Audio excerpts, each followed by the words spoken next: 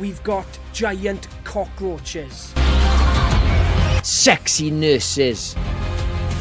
Feeling better now. Dogs pissing fire. We've even got human pizza toppings. Is this the weirdest Elm Street movie yet? Or is this Freddy Krueger at his finest? Nightmare on Elm Street Part 4. The Dream Master. Hi guys, and welcome back. Today we're going to be continuing on with our trend. We're reviewing Nightmare on Elm Street Part 4, Dream Masters. There's too many dreams, I had to think then. Dream Master, Dream Warriors, Dream Child. Too many dreams. Yeah. But yes, we are going to review every single Nightmare on Elm Street movie. Yes, that does mean we will be reviewing Freddy's Dead, unfortunately. No! But yes, we've both recently rewatched this one, ready to review it. Jenks, kick this one off. What do you think? Yeah, this used to be my favourite. I used to like this more than number 1, number 3. I used to own it. I thought the lines in it were awesome. I remember telling my parents another line in it where he says, "How's this for a wet dream?" I didn't understand. Not realising. I was saying, "Oh, Dad, it's so fun." He says this when just before he kills him in the waterbed. How's this for a wet dream? My father's like, all right. But yeah, this is a bonkers sequel. Yeah. Yeah, it is as crazy as they come. And I genuinely can't wait to get stuck into this one. Yeah, it's directed by Renny Harlin, which is an odd one. I think it might be his first horror. He did like Cliffhanger, pretty much known for action. And supposedly it was a really horrible shoot. Like it was hell because they were making these once every year. I don't know why. The rush. But this one was particularly horrible. I think Renny Harlin went on to do The Exorcist Beginning, the prequel he did. Yeah. Renny Harlin had a nightmare on set for this one. I think he said that he treated every day on set like his last day. Because Robert Shea, the head of New Line, Lynn Shea's brother, he didn't really want Renny Harlin for the job. He kind of wore them down over a long time because he wanted to make it. But yeah, I've heard some horror stories from the set of this one, love interests and special favors and stuff like that. But this is the craziest Nightmare on Elm Street movie by far. And I think it is a good film. There's some questionable parts, obviously, but as a Freddy movie goes, it's closer connected to number 3 than number 6, I would say. But it's not kind of bridging the gap between how bad 6 is. Yeah, it starts off. So the plot is, it's the same old shit. He's killing people from the Elm Street. There's the last 3 survivors. You have what's her name? The blonde one, Kincaid, Joey, and Kristen. Kristen, yes, and they're the last of the Elm Street kids. And Patricia Arquette didn't come out back for this one because either she thought it was shit or she'd already had her star sort of head in the right direction. But I used to love Kincaid. He's my favourite character from the third one. And he was kind of underused. But the problem with this one, he gets fucking killed straight away. And so he's the first person to get killed. He's the best character. It's so annoying. I know. Now, I kind of know why they did this, and we'll talk about it later on in the video. I'll delve into that one a bit more. Now, it makes sense for them to kill these off to make way for, let's just say, Alice. Yeah. Because of where the film ends up going. But it's bizarre because Kincaid dies first, and then Joey's dead, and then Kristen's dead. And neither of the deaths are, I would say, memorable. I think they're all over quite quick. They seem like throwaway characters. Yeah. Now, if you went into part 4 and you hadn't seen the third one, these people would mean nothing to you because they don't really add much to this film. I'd say the only plus is that Joey's death is quite memorable. Obviously, you've got the waterbed. Yeah. And you've got that great scene where his mother comes back in the room and he's inside the waterbed. I'd say that's probably the most memorable thing about killing off the last 3 Elm Street brats, to be honest. Do you know, there's some parts in these Elm Street films that, like Joey's in the water. That's way beyond him just dying in his sleep. He's encased in the bed, and nobody asks questions like, right, hang on, what's the logistics? How the fuck do you get in there? It's ridiculous. Yeah. It's not worse than hanging from a TV on the wall, though. Like that one cannot be explained. No, but you'd have to like empty the bed of water, put him in, refill it, seal it up. Make sure he's floating in the right directions, or not just his bum is poking up. Just poking him with a stick, trying to flip him back round, like. Yeah, but I love these sort of 80s movies where they don't give a shit how they bring back the monster. It's like Jason, like, who cares? Electricity, who cares? Magical bullshit. And it's the dog pissing fire in the junkyard. Somehow that has some significance. It's not as if Freddy had a fucking dog. Well, this is the thing, right? I think a few of the execs from New Line and Renny Harlin bumped into James Cameron, and they mentioned that they were working on Nightmare 4, and James Cameron quite arrogantly said, well, how the hell are you going to bring him back? And someone just said as a joke, a dog pisses on him. Really? And that's how that came about. They obviously brought it back into the film. Obviously, the dog's called Jason, and it's kind of like how Freddy brings Jason back, and Jason brings Freddy back in this one. Do you know what I mean? It's quite cool, to be honest. The backstory to the dog pissing and the dog being Jason is quite cool in my opinion. It is a good visual. The junkyard setting is an awesome setting. Anyway. Yes, it's awesome. It's better than the sort of boiler room. I know they try to move away from it, but the junkyard, I wish it appeared more because it's such a cool setting. When Freddy comes back and he's all reformed, his skull, which is a really good practical effect. It's like a reverse melting.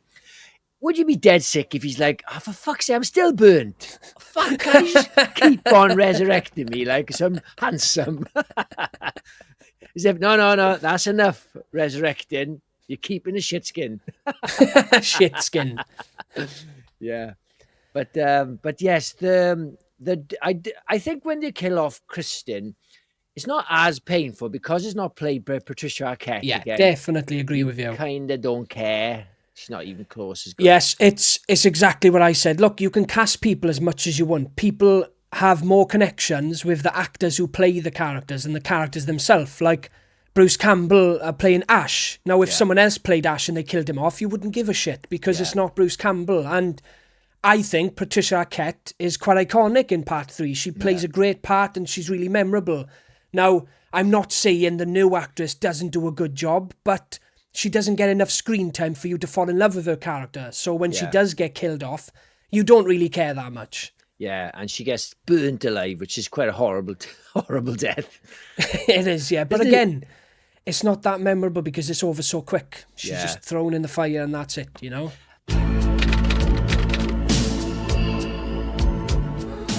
So Freddy in this film, I think his makeup is still good. I think you see him a little bit too much. Yeah. But I think it's the beginning of Freddy the clown. I don't know if you... 100%. Yeah, that's literally like any notes I've taken from this film is all to do with how much of a clown Freddy is. Yeah. I think the makeup does take a step back in this one. It's really dry and it looks like makeup. The one thing I do like is how deep his scars are. It is really menacing. Now, I do still think Freddy looks really good in this one, but I miss that wet, icky look of Freddy. And yeah, he's just not scary in this film. Now, I don't think it's a bad thing because the film is so much fun. And I think at this point, we've got enough scary Freddy movies. Let's make him a bit more fun. You've got Nurse Freddy, Summertime Freddy. He's got a fucking fin. His gloves turn into a fin. There's so many scenes in this movie that I think just rip Freddy apart in terms of the classic Freddy, but I love him in this. He's great fun. Yeah, I do as well. And I think as a kid, I particularly loved it. Like, I didn't love it as much. Like, we rewatched, obviously, number 3 quite recently, and I thought, fuck, this is a really good film. It's really harsh. The fourth one, yeah, again, it feels like a follow-up. It doesn't feel like as alien as 2 is to 1. But you can see that he's having a lot more screen time. There's a lot more one-liners. Do you want to know the best one-liner in the movie? Maybe not a one-liner, a couple of words, but it's when Dan's taken a hospital and he wakes up and Kruger's got the hospital get-up on. And he pulls his mask down and Dan goes, Krueger! And then he goes, well, it ain't Dr. Seuss. Krueger! Well, it ain't Dr. Seuss. Yeah, I honestly, he has so much fun with this show. Even though, like, Robert Englund was the one who said it was a horrible shoot. You don't see it in his performance. He is just gives everything into it. 100%. So Alice, now I do like Alice as the lead character. She's this sort of not a recluse. She's like very introvert. She's very shy, soft-spoken. She's very pretty, but she's very plain Jane, and she is likable. But I even forgot that she was in part 5. That's so like unmemorable she was. Like I think That's mad to me. See, yeah. She's fucking awesome. She kicks ass in this film, Jenks. It takes a long time though, you know. I used to fancy her when I was younger. Yeah, of course. No, I think Alice was an absolute standout in this one. I think she did a great job. Obviously, she kind of gets dragged into this film. She isn't one of the Elm Street brats. She should have nothing to do with Freddy, but she's hanging around with the wrong people and she kind of gets dragged in. And then it's on her then to kill Freddy. And what happens is every time one of the Elm Street brats dies, or just someone, I think there's a few people that die that aren't part of the original pack, where she gets their power and she becomes the Dream Master. And I think she plays that role brilliantly. Like her brother dies and then she gets wicked good on the nunchucks, you know? 80s powers. 80s powers. Lucky somebody that didn't be able to juggle. Hey, I can juggle. Yeah.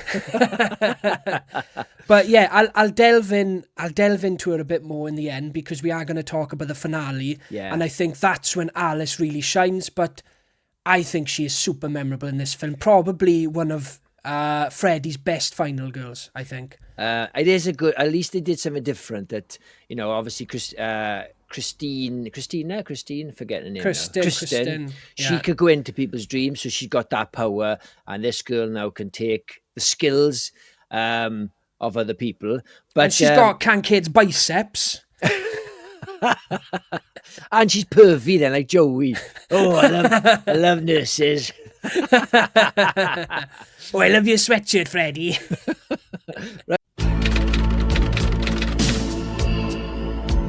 Right, now the deaths in this are pretty high end. Really good. We mentioned the waterbed. It's a really original death. You could only have that kind of death in a Freddy film, which is great. And you've got my favorite one, which is so stupid, the karate death. The 80s setting when Joey, the brother, he loves his karate. He's terrible at it, like really shit. He's not like, that bad. Sorry, you're the man to judge, but well, there's passion there, right? There's passion. He does the 80s kick where he jumps and kicks up. It's like a Hollywood bullshit karate kick. You don't really see in real life. Kia! yeah. But yeah. No, these deaths, right? And what I love about this one, right, is that for a long time, and the majority of the film, it's quite tame, right? And if you haven't seen it before, you'll be quite shocked at how tame this movie is compared to the other ones. But then the last half of the movie, maybe a little bit after that, it gets brutal as fuck. There's so many great kills in this scene. The majority of them is just Freddy sticking a glove in someone and then they're dead. Yeah. Or throwing someone in fire. But then you've got Debbie's death. Is it Debbie with the weights? Yes, that's brutal. Oh my God. It is the nastiest death ever. It's something that I really hate because if I'm like scrolling online and I see a weights video, it may not even be a rough one. It may just be someone successfully doing a great curl. The second I see someone doing weights, right, I'll scroll past it because weight injuries are the worst. And this one is horrific because she's on the bench. Yeah. And he just pushes the weight back and then it snaps for there. That's brilliant. That's a legitimate fear. That is horrific. And then the shit that follows that, she turns into a giant cockroach. That bit where her face is on the floor and it's like a bug trap and you've got the sticky stuff. Yes. And the skin on her face peels off. Yeah. So good. Funnily enough, there's a I was watching Jason 9 the other day. I mentioned he goes to hell. Yeah. And there's a scene where the character who's rejecting his soul stuck to the floor and peeling. Very similar to this one. Just thought of it now. Do you know? Do you know that what doesn't make sense though? So she's in the gym. When did she fall asleep? I say this all the time. I say it all the time. Every single time someone falls asleep, or at least the majority of them, you're like, when did she fall asleep? It doesn't make any sense. There's so many scenes like that. Yeah, she on the bench press just falling asleep. It doesn't make any sense. Or she not even in there, but she was in there. She was training. Yeah, no, it doesn't make sense. There's one other death I wanted to talk about as well. One of the other standout ones is Sheila's death, the one-a-suck face death. Oh, yes. It's so good. The way her eyes go white, it's such a good effect. And she doesn't deserve it at all, does she? She's the most undeserving. The sweetest woman ever, like. Yeah, definitely a virgin as well, and she just gets fucked up. But the only good thing about it is, you were saying about how the hell did Joey get in the waterbed? Well, this one actually suits because she's got asthma, and then it cuts back to them in the classroom, and she's having an asthma attack. Now, that's how they all should be. Like, you can explain that. Oh, she's got asthma, she had an asthma attack and died. Yeah. But the majority of them you can't explain. Like, but you know what I mean? What doesn't make sense, well, I suppose they've changed the rules, but in the first one, Nancy, to get out of her dream, she has to burn her arm, and she wakes up. Well, the things that he's doing to them in the dream should be waking him up straight away. In fact, when they're like, oh, you bastard. Oh, no wake. Whew, that was close. Well, he's stronger and he's got more souls now. I think every film that goes on, he gets stronger. Now, I may be looking too much into that. Yeah, and probably. I think they've just changed the rules. But in my head, he just gets stronger.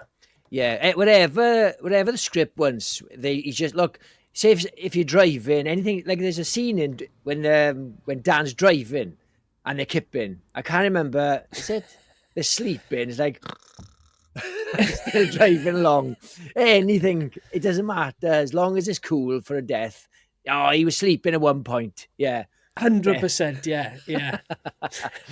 Yeah, but the sucking face one is a standout one. Wanna suck face? Yeah, so good. It's quite horrible. I love as well. Well, sorry, you carry on. Oh, no, I was just going to say about the one-liners in this movie and how, corny it is and fun, how much fun they have with it. Well, this is the movie that convinced the studio to do Freddy's Nightmares, which obviously... And then this is the movie where they had the rap song. Right. What's the name of it? Freddy something. Oh, they got a rap group to do a rap song for the movie, and this is when Freddy, like, proper... went mainstream and he was on lunchboxes. There was a rap song about him. Then they did Freddy's Nightmares. Yes. Is it the Fat Boys or something? Fat Boys, man. Yeah. Yes. Yeah. So I watched Freddy's Dead the other day, one episode. I stuck it on for nostalgia. Freddy's Nightmares, sorry. And there's an episode, like a normal episode, where sometimes it's not about him. There's some other story, like a Twilight Zone story. But there's one where the actor, little boy, was getting a teenage, but he's meant to be a teenager, he's about 90, and he's getting 90. Have you seen them all? The old Freddy's Dead? Oh God, no! I had a volume on DVD on video when I was a kid. Can't really remember it. Though. It's so cheap and so bad, but it needs to be watched because it's so dumb. Like yeah. But there's a scene in this film, this part 4, where the karate one, where you got Joey's. It's all Chinese decor, Japanese decor. And you're thinking, as Freddy, like, decorated, like, okay, he's coming, quick. Fuck, quick. Oh, is that right? Does that look Chinese enough? Yeah, right, he's coming, shh. And hide, right. What if he's got, like, a crew? Yeah. Do you know, like, 60-minute makeover? Yeah, quick. Where, like, they're on their way home and everyone's just, like, getting everything done quick. Like. He's falling asleep, fucking hell. Right, it's too late. It's 20 years now. It'll have to do. But yeah, that's what would tickle me. But karate. Yeah, of Freddy. course. It's the scenes and the setups in it. It's so good. That's proper tickled me. That has. Should we talk about the finale?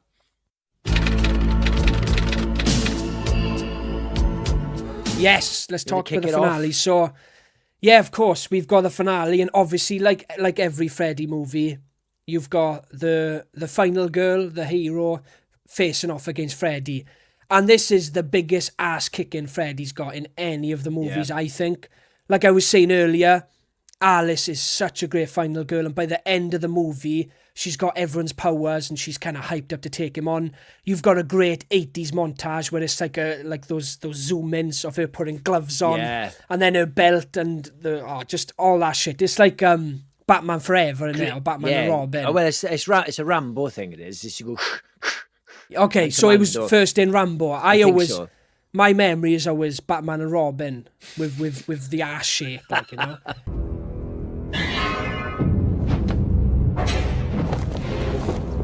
But yeah, you get this cool little 80s montage of her getting ready, and then, oh my God, that finale is so good. And I will say, Freddy's death, not to go too much into the end, Jenks, I know you haven't spoke about it, but Freddy's death in this one is by far the greatest moment in any Nightmare on Elm Street movie, and probably one of the most impressive set of practical effects I've ever seen. If you remember it, Jenks, it's when Alice calls all the souls out of him. And then they're, oh my God, they're ripping through his skin. And then you've got all the faces coming out through his body. Yeah. And then there's that bit where one of the hands comes out and grabs onto the wall and it's ripping him backwards. Yeah, it's brilliant. It's my God, you know, brilliant. I haven't seen it in a long time. I've said in previous videos, I always usually went back to 1 and 3 the most. But I was watching this one the other night and I was literally mouth open. I could not believe how good this looked. Yeah. It is one of the best end. It's quite a vague way she kills him. He has to look in the mirror and evil sees herself. But it doesn't matter about that. You're right. The arms and stuff coming out. You're right. The head part is the best bit. Yeah, it's so good. And he does have an ass kicking. I always find it funny. Like before she goes to sleep to fight him, she dresses up, puts the bandana on, puts this on, puts that on. There's no way she can know what she's going to wake up in the dream with. She could be like, all like naked. Oh, fuck all that effort. You know, it's a dream. You can wear anything. Yeah, but if everything serves well, they always wake up in what they fall asleep in. Yeah, not in his pants or something. Like, oh, fuck's sake. All that effort. Rubbish. Yeah. And it's got a great setting as well. It's a great finale. The church, I think it's a church. It's so good. It's awesome. It is a good ending. I love in Freddy movies. I think they get in a little bit like in Final Destinations where one of the teens dies, and then there's a gravestone straight away with the funeral. I was thinking it takes months and months and months for gravestones to come. There's no way they'd have all that ready in time for that death. Definitely. Unless they got them ready. Yes. What's your favourite bit then of this film? Do you know what? It's when Alice gets pulled into the theatre when she goes to cinema and there's that old black and white movie on. Yeah. And what I love about it is the scene setup where she's kind of being pulled in and you've got that massive gust of wind forcing her towards the screen. And what's really unsettling about it is everyone is just sitting there normal. Yeah. And everything is just going round like crazy. She gets pulled into the screen. And then she's in that 1950s diner, it's black and white, and you've got Freddy behind the till. And that's obviously the pizza bit that we mentioned at the start. It's so good. That's probably my favourite scene. I just love everything about everything that happens in that scene. Yeah, I do like the scene where, like, Dan isn't a very memorable guy. He fancies sort of Alice. Just handsome, innit? Handsome, and I don't believe he'd be hanging around with Joey. They don't seem compatible as mates, you know. But but I love that scene when he smashes into the tree. It's fucking brutal. Yeah, it is. And you assume when he was sleeping at the wheel, which makes kind of sense. But yes, it's a really good scene. I think it's quite underrated of how brutal it is. And he's in the surgery and where you see Freddy with the mask on and things like that. Yeah. What I will end this one on is, I think this one is massively underrated. I think it's the most successful in the box office Freddy up until that date. I haven't looked at the numbers for the next ones. Yeah, it went down. But I think that this one is almost up there with the earlier ones. I think it's severely underrated. I think if you want a bit more fun with Freddy, this is the ideal one to watch. Do you agree, Jenks? Yeah. I'd say for me it's 1, 3, 4, 2, and then forget about the other ones. Yeah, 100%. Yeah. Right, guys, if you enjoy horror reviews, rankings, please subscribe, and we'll catch you on the next one. Cheers, guys. Cheers, guys.